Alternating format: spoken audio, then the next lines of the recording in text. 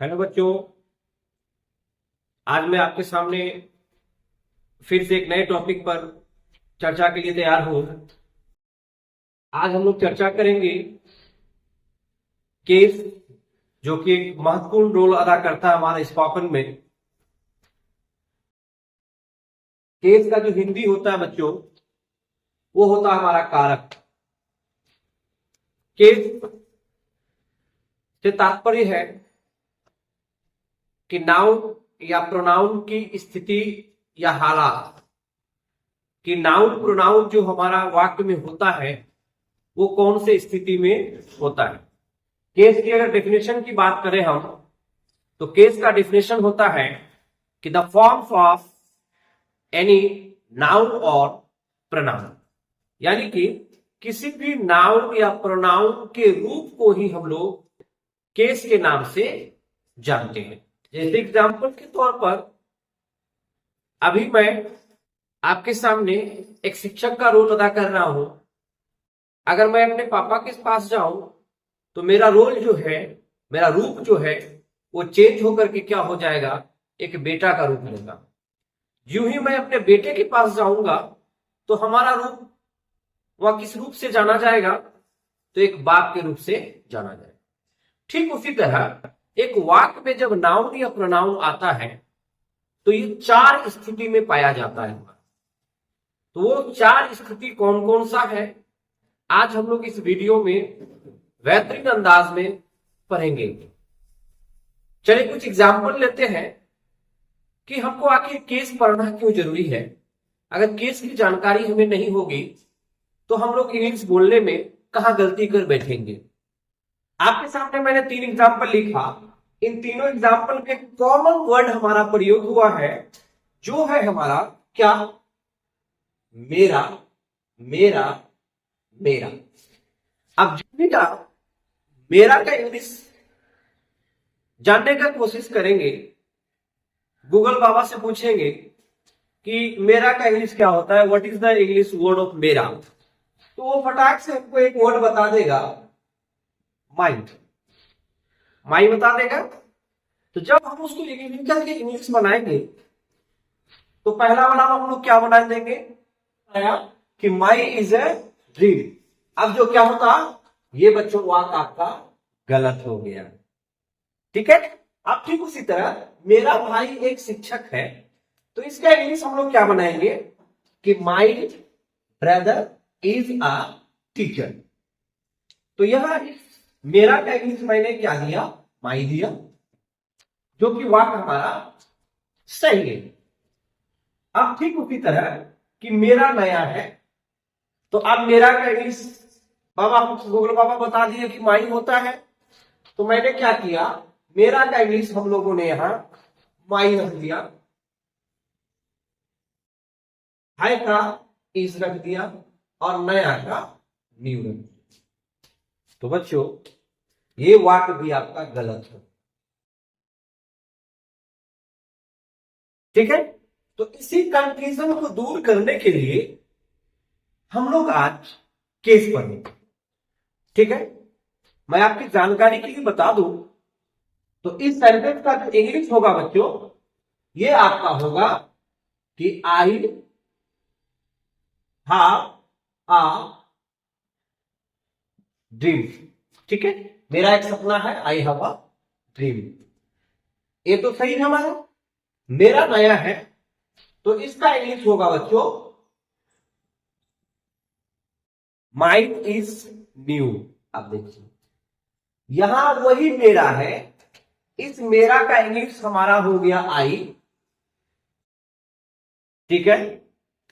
इस मेरा का इंग्लिश हमारा हो गया माई, और वही मेरा का इंग्लिश हमारा हो गया माइंड। देखिए है ना बच्चों। अब इससे क्या होगा कि सर मेरा का इंग्लिश तो हम लोग बचपन से पढ़ते आए हैं माई, लेकिन आप तो यहां कुछ और ही बता रहे हैं। जी हाँ बच्चों, यही है पढ़ाई।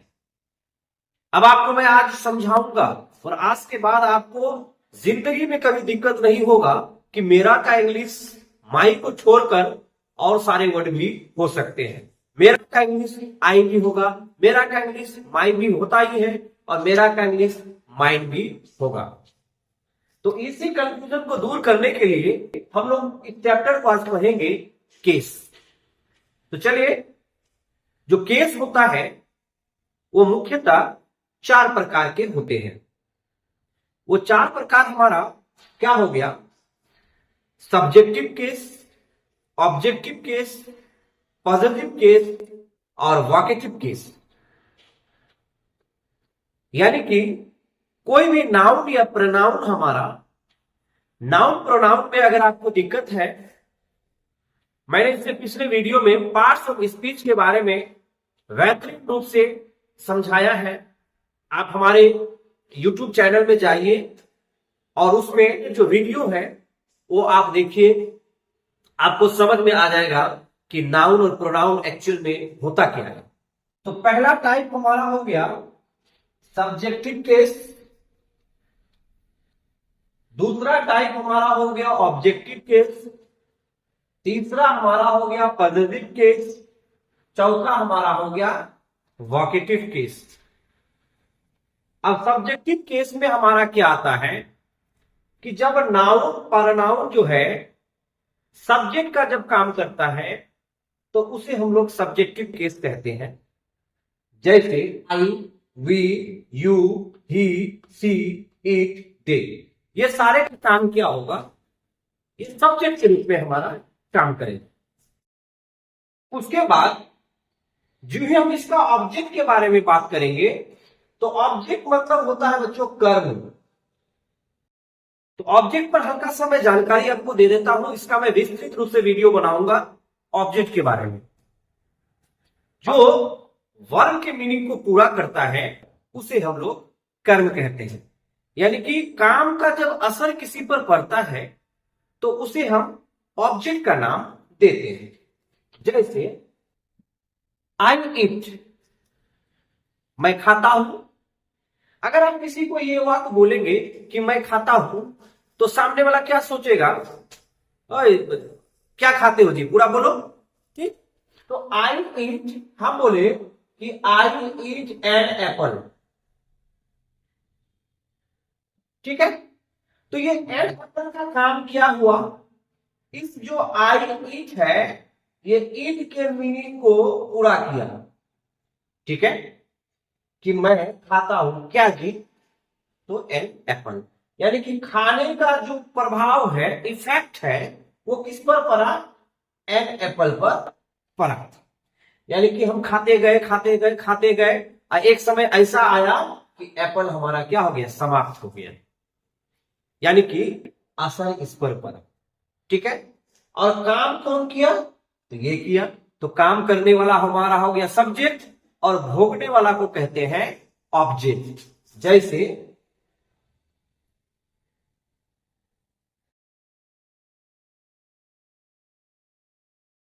आई हिट हिम, यानी कि मैं मारता हूं किसी जी उसे। तो अब बोलिए काम कौन कर रहा है जी? तो मैं कर रहा हूं। और इस काम को भोग कौन रहा है? दर्द किसको हो रहा है? तो हिम को हो रहा है। यानी कि ऑब्जेक्ट मतलब क्या होता है? भोगने वाला, करने वाला सब्जेक्ट, और जो उस काम को करेगा वो सब्जेक्ट, और जो उस काम को भोगेगा वो सारा ऑब्जेक्ट हो जाए। ठीक है, अब जैसे मैं आपको पढ़ाता हूं, तो मैं हो गया काम करने वाला, और उस काम का जो पढ़ाने का असर किस पर पड़ रहा है? आप पर है, यानी कि आप पर पड़ रहा है। आप सीख कौन रहा है? आप सीख रहे हैं। ठीक है, तो ये क्या हो गया? आई ईट हिम, तो हिम या क्या हो गया? ऑब्जेक्ट हो गया। और उसका आसान तरीका है, आप कुछ नहीं, वर्ब से जो है आप सीधा 1 से 2 सवाल कीजिए कि क्या और किसे, यानी कि क्या किसे का जवाब देने वाला वर्ड जो होता है वो ऑब्जेक्ट होता है। हम वर्ब से क्या करेंगे? क्या किसी का सवाल करेंगे, और बाकी जो ये अदर वर्ड है, एक्स्ट्रा वर्ड जो है, उससे मैच करेंगे। अगर ये मैच कर गया तो वो ऑब्जेक्ट होगा। अब जैसे आई ईट, मैं खाता हूं, क्या खाता हूं जी? An apple. देखिए क्या का जवाब मिल गया? आई बीट, मैं पीटता हूं, क्या पीटता हूं जी? उसे। तो क्या का जवाब नहीं मिल रहा है, लेकिन किसी से जवाब मिल, तो आई बीट, मैं पीटता हूं, किसे जी? उसे। यानी कि ये जो किसका जवाब दिया हमारा, ये किसे का जवाब दिया, तो किसे का जवाब और क्या का जवाब दोनों क्या होता है, ऑब्जेक्ट हमारा होता है। ठीक, अब उसी तरह मैं रात में पढ़ता हूं, अलग सवाल कीजिए तो, मैं पढ़ता हूं, क्या पढ़ता हूं जी, रात में, मैच हो रहा है, नहीं हो रहा है, यानी कि रात में ऑब्जेक्ट नहीं है। दूसरा किसे, मैं किसे पढ़ता हूं, रात में पढ़ता हूं, मैच हुआ, नहीं हुआ। सिर्फ सवाल नहीं करना बच्चों, उस अदर वर्ड से मैच करना, अगर पूरा मैच हो गया तभी वो ऑब्जेक्ट होगा, अदरवाइज ये ऑब्जेक्ट नहीं होगा। तब उसका दूसरा नाम होता है बच्चों कंप्लीमेंट। मैं ऑब्जेक्ट और कंप्लीमेंट का भी एक बेहतरीन रूप से वीडियो बनाऊंगा आपकी सुविधा के लिए, मैं जरूर उसको अपलोड कर दूंगा, तब आप ऑब्जेक्ट और कंप्लीमेंट अच्छे से समझ जाएंगे। आज बस इतना समझे कि ऑब्जेक्ट मतलब क्या हुआ, वर्ब से क्या किसी का जवाब, अगर जवाब मिला तो ऑब्जेक्ट, नहीं मिला तो ऑब्जेक्ट नहीं। क्लियर? तो आई का ऑब्जेक्ट वी का अस, यू का यू, ही का ही, सी का हर, इट का इट, जे का दैम। तो एक इसमें हम इसका क्या लेते हैं, नाउन ले लो। अब उसी तरह मैंने एक काम लिया क्या, अरुण, अरुण, ठीक है, यानी कि सब्जेक्ट होगा ऑब्जेक्ट होगा। जैसे अरुण पढ़ा रहा है, तो ये अरुण क्या काम कर रहा है, तो अरुण क्या हो गया, सब्जेक्ट हो गया। मैं अरुण को पढ़ाता हूं, अब बोलिए, अब यहाँ अरुण पढ़ाने का काम नहीं कर रहा, पढ़ने का काम कर रहा है, यानी कि पढ़ाने वाला कोई है, काम करने वाला कोई और है, और काम को भोगने वाला कोई और है। तो एक वाक्य में क्या हो गया कि अरुण पढ़ाता है, तो अरुण यह सब्जेक्ट हो गया, मैं अरुण को पढ़ाता हूं, तो दूसरे वाक्य में अरुण हमारा क्या हो गया, ऑब्जेक्ट हो गया। ठीक, अब इसका तीसरा रूप हमारा क्या होता है, पॉजिटिव केस, यानी कि पॉजिटिव मतलब होता है बच्चों संबंध। तो जब ये संबंध बताएगा तो आई का क्या हो जाएगा, माई, वी का हो जाएगा और, यू का हो जाएगा योर, ही का हो जाएगा हिज, सी का हो जाएगा हर, इट का हो जाएगा इट्स, दे का हो जाएगा देयर, और अरुण का हो जाएगा अरुण्स। ठीक, अब उसके बाद क्या होता है बच्चों, इसका जो होता है पॉजिटिव केस जो होता है एक्चुअल में दो तरह से होता है, एक माइन है तो माइन है, और है आवर्स है, योर है योर्स है, हिज है हिज है, हर हर, इट का नहीं होता है, देयर का देयर्स होता है, और कोई भी नाम का पॉजिटिव प्रोनाउन हम लोग जनरली प्रयोग नहीं करते। ठीक है, तो आज मैं जो सबसे ज्यादा कमाल की बात है हमारा, यही दो चीज में हमारा होता है कि माई का मतलब भी मेरा और माइन का मतलब भी मेरा, कहां माई लगेगा और कहां माइन लगेगा।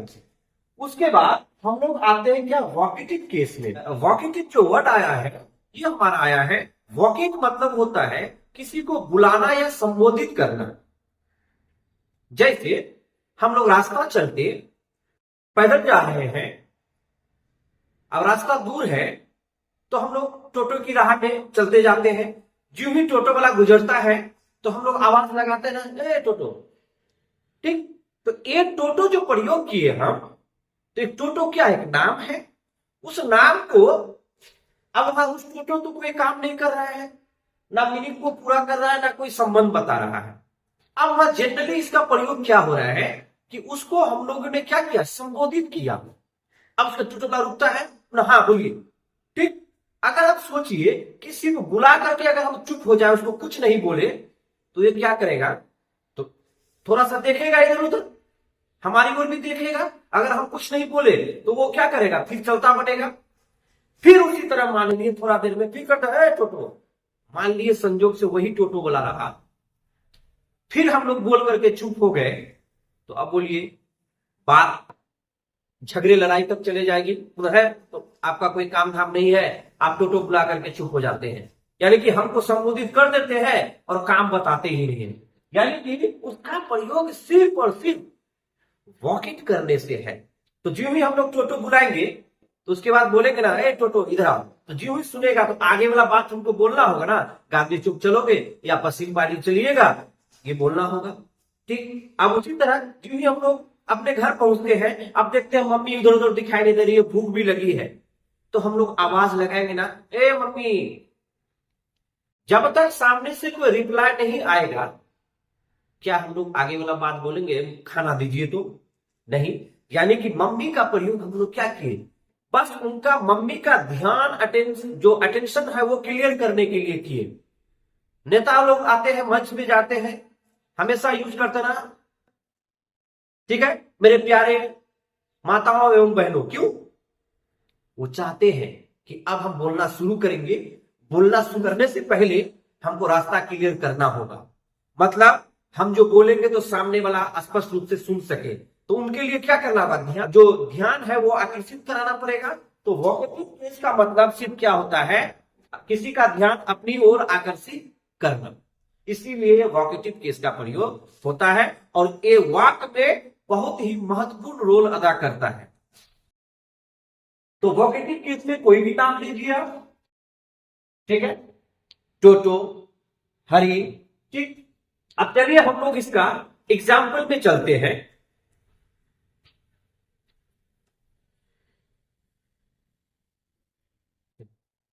अब यहां भी हम लोगों ने वर्ड लिखा है, हम लोगों, हम लोगों, हम लोगों, हम लोगों। अब देखिए 4 सेंटेंस है, चारों में हमने क्या किया, सेम वर्ड को लिखा।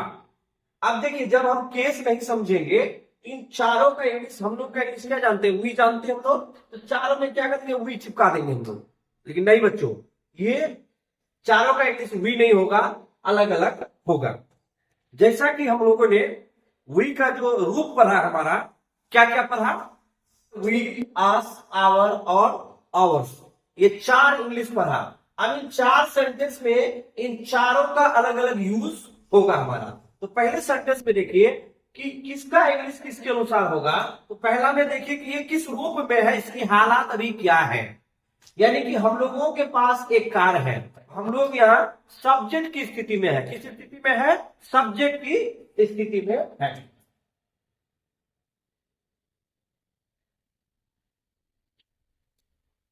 हम लोग यहाँ क्या हो गया, सब्जेक्ट हो गया। तो हम लोग का इंग्लिश अब क्या देंगे, सब्जेक्ट जब रहेगा तो इसका इंग्लिश क्या होगा, वी होगा। वी दे दिए, पास होना, रखना, यानी कि इसका इंग्लिश होता है have. We have a car, हम लोगों के पास एक कार है। अब दूसरा में चलिए बच्चों, वह हम लोगों को जानता है। सवाल कीजिए ये किस रूप में है, क्या ये काम कर रहा है, कोई किसी के इसके बारे में बात हो रही है, नहीं, या बात तो वह के बारे में हो रही है, तो ये सब्जेक्ट है। अब ये क्या कर रहा है, अब सवाल मैं बताया, जानता है, किसे जानता है जी, हम लोगों को जानता है। देखिए ये किसका जवाब दिया, किसी का जवाब दिया ना, तो क्या किसी का जो भी जवाब देता है वो क्या होता है, ऑब्जेक्ट होता है हमारा। यानी कि ये यहाँ हम लोगों क्या है, ये हम लोगों का यहाँ क्या है, ऑब्जेक्ट है। और बोलिए ऑब्जेक्ट जब रहता है तो उसका रूप चेंज होता है ना, ठीक है। तो वी का क्या हो जाएगा, अस हो जाएगा। इंग्लिश बन गया ही नोज अस, यानी कि इस हम लोगों का इंग्लिश हमारा हो गया अस, और इस हम लोगों का इंग्लिश हमारा हो गया वी। अब तीसरा में चलिए, भारत हम लोगों का देश है, क्या पता चल रहा है, ठीक है। अब यहाँ कोई काम नहीं हो रहा, सब्जेक्ट नहीं है, क्या किसी का जवाब हमको मिल नहीं रहा है, ठीक है। अब यहाँ किसका जवाब मिल रहा है, तो क्या और किसे, दो ही चीज है। तो भारत हम लोगों का देश है, यानी कि ये हम लोगों का देश है। तो देश का और हम लोगों के बीच में क्या है, संबंध है बच्चों, कि देश किसका देश है जी, हमारा देश है जी। बोलता ना, ये कलम किसका है, ये मेरा कलम है। अरे ये किताब किसका है, ये उसका किताब है। देखिए एक संबंध को बता रहा है, यानी कि हम लोगों को यहाँ क्या बता रहा है, संबंध को बता रहा है। तो जब संबंध को बताए तो क्या होगा, और या आवर्स, दो इंग्लिश होता है। अब देखिए बच्चों यहाँ ऑप्शन है ना, ऑप्शन है मतलब थोड़ा सा संभल के चलना हमको पड़ेगा। तो इसका इंग्लिश ये भी संबंध बता रहा है। और 4 नंबर चलिए, ठीक है, 4 नंबर में क्या है, भारत हम लोगों का है। अब देखिए ये भी संबंध बता रहा है, और इससे भी क्या एक संबंध का पता चल रहा है। अब दोनों में एक चीज का अंतर है बच्चों, क्या कि यहाँ संबंध जो बता रहा है ये क्लियर है, क्या कि लोगों का क्या है, हम लोगों का देश है। अब देखिए या हम लोगों का और देश का जो संबंध वाला वर्ड है वो क्लियर है, और नीचे वाला में क्या है, क्लियर है। अब भारत हम लोगों का है तो पता चल रहा है कि देश ही बोल रहा है। अब हो सकता है इस देश की जगह उसका मन में चल रहा नहीं, भारत हम लोगों का माता है, भारत हम लोगों का गांव है, ठीक है, भारत हम लोगों का जान है। मतलब ये जो जिस वर्ड से ये संबंध बता रहा है वो क्लियर नहीं है। तो जब संबंध हमारा क्लियर रहता है तब हम यूज करते हैं, ठीक है, एडजेक्टिव। यानी कि ये जो हो गया हमारा, ये पॉजिटिव एडजेक्टिव हो गया। और संबंध जब क्लियर नहीं रहता है तब हम यूज करते हैं प्रनाउन। यानी कि संबंध जब क्लियर रहेगा तो क्या यूज करेंगे बच्चों? पॉजिटिव एडजेक्टिव, यानी कि ये वाला फॉर्म। और जब संबंध क्लियर नहीं रहेगा तब हम क्या करेंगे? आवर्स कहेंगे। यानी कि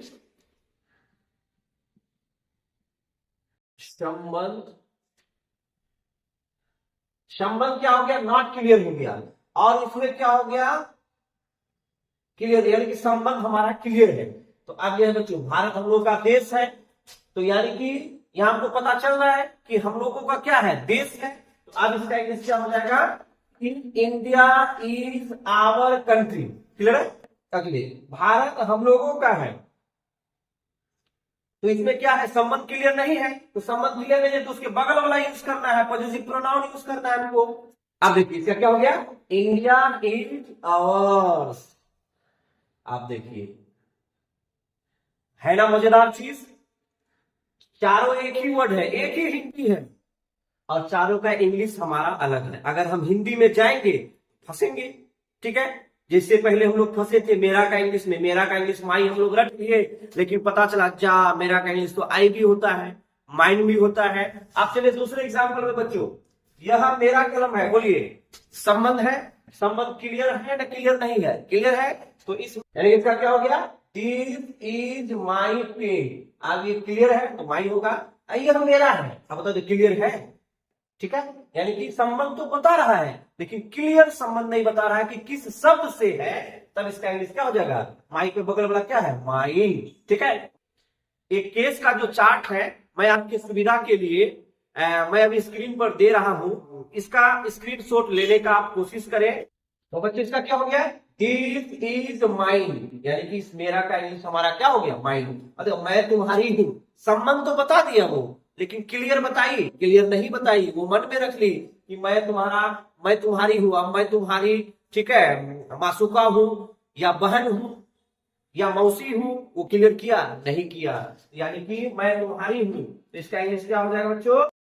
यानी इसका इंग्लिश हो गया आई एम योर्स। अब मैं तुम्हारी बहन हूं, अब क्लियर कर दिया हूं। ठीक है, तो अब मैं तुम्हारी बहन हूं, तो अब संबंध क्लियर है तो क्या हो जाएगा?